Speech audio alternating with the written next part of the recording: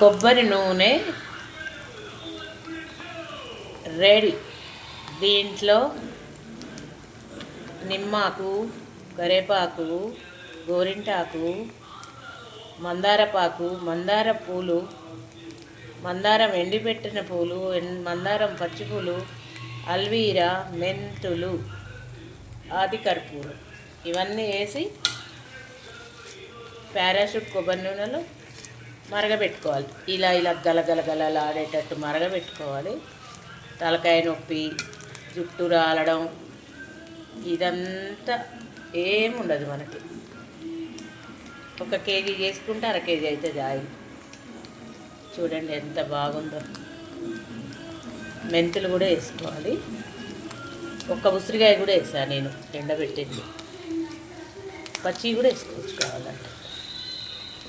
ఏ వేసుకున్నా ఇలా ఉడకాలి.